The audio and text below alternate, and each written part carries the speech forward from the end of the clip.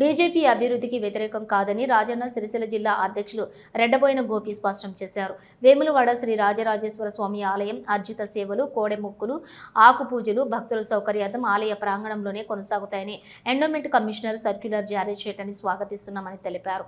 భక్తుల యొక్క మనోభావాలను కాపాడడమే తమ ఆందోళన ఉద్దేశమని ప్రభుత్వం అర్థం చేసుకున్న స్థానిక నేతలు మాత్రం అర్థం చేసుకోలేదని వ్యాఖ్యానించారు.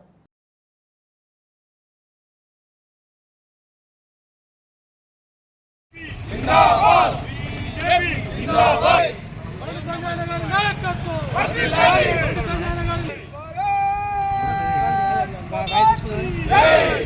भारतीय जनता देशाనికి जनता भारतीय जनता వేములవాడ రాజన్న ఆలయం యొక్క అభివృద్ధిలో భాగంగా రాజన్న ఆలయంలో ఉండే అర్జిత సేవలను గాని కోడెముక్కులను గాని ఆకు పూజలను గాని భక్తుల సౌకర్యార్థం భీమన్న ఆలయంకు షిఫ్ట్ చేసామని ఏదైతే సంచిక వెలువడిందో ఈవో గారి ఆఫీస్ నుండి అప్పటి నుండి భారతీయ జనతా పార్టీ వారి యొక్క పార్టీ విధానం ద్వారా హిందువుల మనోభావాలు దెబ్బతినకుండా మన భక్తుల యొక్క నమ్మకాన్ని వమ్ము చేయకుండా ఏదైతే అర్జిత సేవలు కానీ దర్శనాలు కానీ రాజన్న ఆలయ ప్రాంగణంలోనే ఇవ్వాలని చెప్పి ఆందోళనను స్టార్ట్ చేసినాం.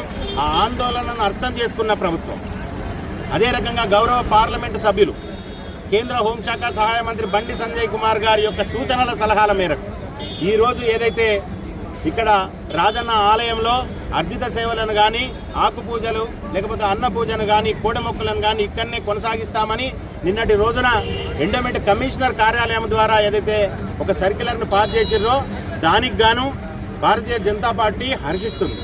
అభివృద్ధికి ఎప్పుడు గాను భారతీయ జనతా పార్టీ వ్యతిరేకం కాదు. రాజన్న ఆలయ అభివృద్ధి జరగాల్సిందే.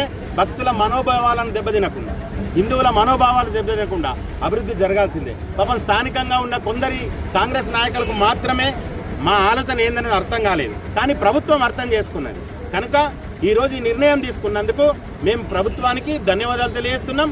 రానున్న రోజుల్లో కూడా భక్తులకు ఇబ్బంది కాకుండా ఆలయ అభివృద్ధి కోసం భారతీయ జనతా పార్టీ కట్టుబడి ఉంటుంది. అభివృద్ధిని